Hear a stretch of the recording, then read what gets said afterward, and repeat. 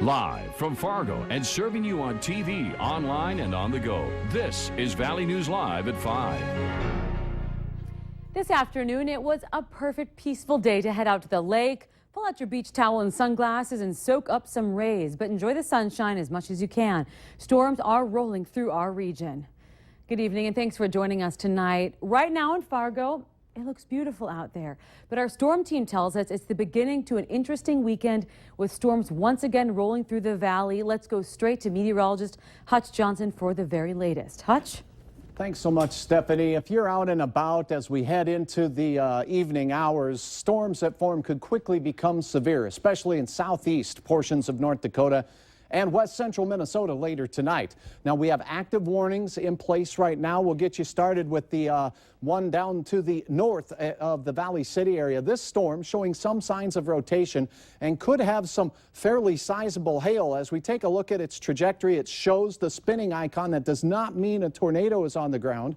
It means that the entire storm is rotating a little bit as it moves off to the east. It will stay in northern Barnes County, out of the Valley City area the way it seems right now, and it has the potential for some hail upwards of 2 inches in diameter. As this storm approaches, seek shelter away from windows. It'll be pushing into northwest Cass County as we go toward the end of this hour. Now, a storm down in the Britton area, we have confirmation of tennis ball sized hail falling from this storm in Britton right now. Here's a look at our hail size estimates with this cell. These cells individually are moving up to the northeast now. We'll be pushing towards the North Dakota border. That'll be the general movement of the individual cells while the whole storm complex moves to the east and into the southern Red River Valley tonight. Grand Forks storms are moving towards your area. They're non-severe. The best risk of severe weather tonight is where we have the blue box drawn. That's a severe thunderstorm watch. It's until 11 o'clock tonight. Remember your precautions. Stay away from those windows. These storms will be dangerous. We could see 3-inch or greater diameter hail. We have wind gusts to 70 miles per hour. So batten down the lawn furniture. Make sure everything's battened down good as storms approach tonight. They could be quite strong. An isolated tornado not out of the question. Wow. And we have Eric Whitehill en route to the storms as well. We'll keep you updated throughout the show and the night. We know you will. All right. Thank you, Hutch. Dozens of moms came out to support one of their own. A nurse-in took place at the Romkey Park pool in Moorhead earlier this afternoon. Moms brought out their kids to swim, chat, and if needed, breastfeed in public. Even Moorhead's mayor briefly came out to show her support. It's all in response to Kayla Heller's experience at the pool Thursday. Heller says that when she left the pool, a staff member asked her to cover up when she was breastfeeding.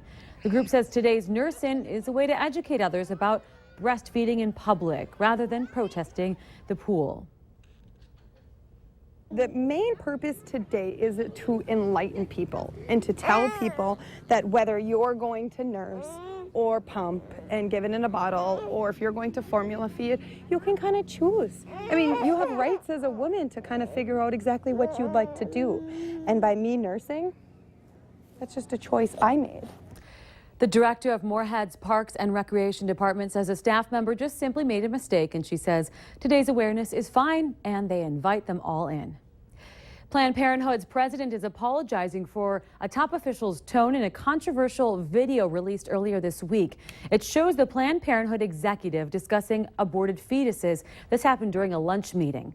The video was shot last year by an anti-abortion group known as the Center for Medical Progress. The group claims that it documents Planned Parenthood selling fetal organs and tissue for a profit. Planned Parenthood claims that the claims are outrageous and flat out untrue. It's important to note that in the video, the Planned Parenthood doctor explicitly says they're not looking to make money on the aborted fetuses. The head of Planned Parenthood said its donation program follows all laws and ethical guidelines. Some new information now. The boil water order has been lifted for the city of Fairmount. The North Dakota Department of Health's drinking water program has tested 5 water samples from 2 wells that are being used for the Fairmount water distribution system and has deemed the water safe to drink.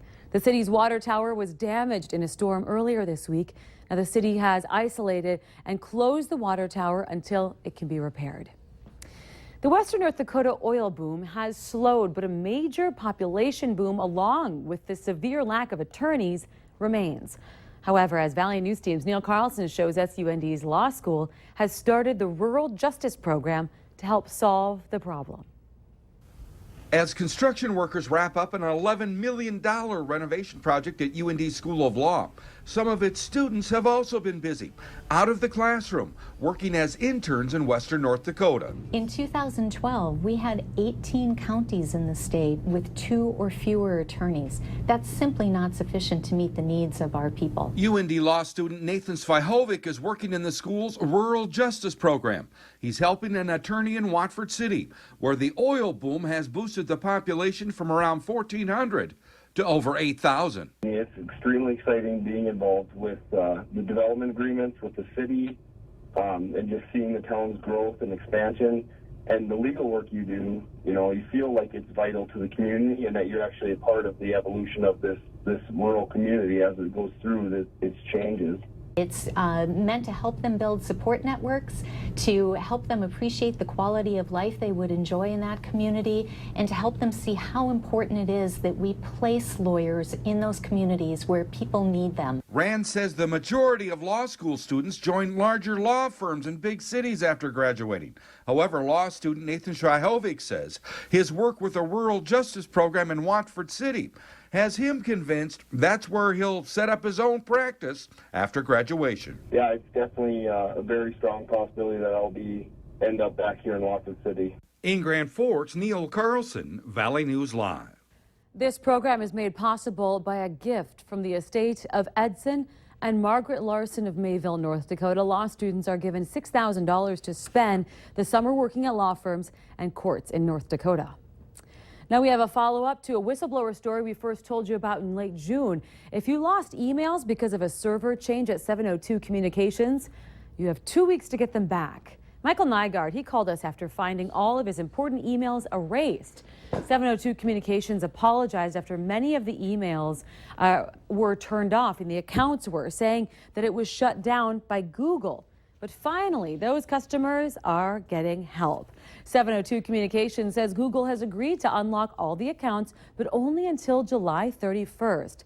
At that time, they'll disable the accounts and delete all data that's still being stored. That means you have 2 weeks to retrieve your emails. If you need help on how you can do that, you can call 702 Communications. Their internet help desk is 218-284-4638. Directions are also online. Just go to the hot button at valleynewslive.com. A high ropes course in the Northern Valley is challenging teams, coworkers, and families. Our own thrill seeker and Valley News Team's Christy Larson tells us more about the Character Challenge course in Park Rapids. We are standing in the middle of the C-Force courses, and if you look all around you, there's a number of different obstacles. And Travis Gaida, you had me go up on a couple of these. So talk about what it does not only for tourists, but also build team chemistry as well. Sure. So the High Ropes Challenge course, we call it, has 5 obstacles that range between 30 and 35 feet off the ground. You have the vertical climb, which you're just getting harnessed in, tethered on, and climbing up 30 feet to the first platform. And then we have 4 different obstacles. And as tourist groups or thrill seekers, a lot of people go across those elements, personally on their own.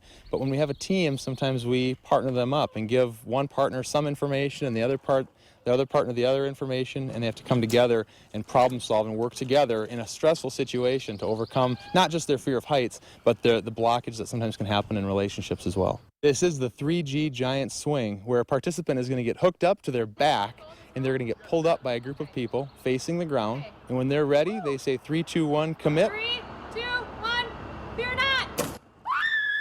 Pull their ripcord, they're going to get a head-first swing of 28 feet through the swing lane.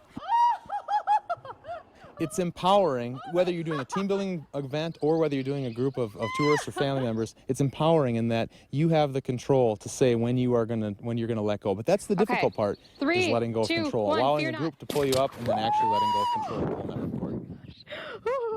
This is an attraction in a facility that you leave going, wow, I had a great time, but I was also able to support my siblings or my parents or my kids, and it leaves people feeling pretty awesome. And that's what you said about teams too. When they leave here, they know that they kind of worked on their team chemistry. They worked on their leadership. There's so many different skills that they have to work together on every day. Problem solving, communication, leadership, just that overall essence of teamwork is such an important part of being successful. And we customize and tailor these experiences to address the specific nature of the group that's coming. So many fun things, and people can plan ahead and call ahead too to get their teams out here, get your coworkers out here, or maybe if you're a family, maybe have a fun trip out here in Park Rapids at C4. Now, for more information on this, to schedule a time for your team, coworkers, or family, head to valleynewslive.com. Look for this story under our Valley Today tab.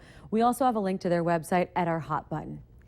It's one of the biggest and longest running summertime events around here, and this weekend it marks the 80th year.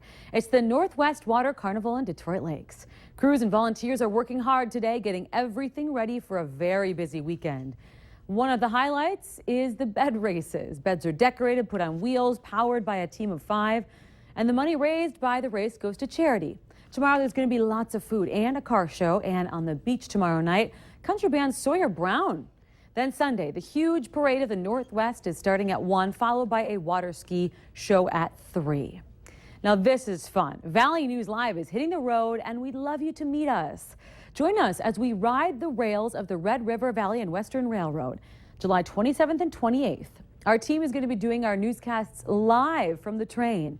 We'll be stopping in 8 towns over that 2-day trip. On Monday, we start in Breckenridge for Valley Today. We move to Kindred for North Dakota Today. Our noon show will then be live from Castleton. And then we will be live from Lisbon for our evening newscasts. On Tuesday, we're going to be live from the towns of Lemoore, Verona, Oaks, and Gwinner. Come out to meet our team and tell us what's great about your community. Watch for Valley News Live, Riding the Rails. It's Monday and Tuesday, July 27th and 28th. Make sure you mark your calendars.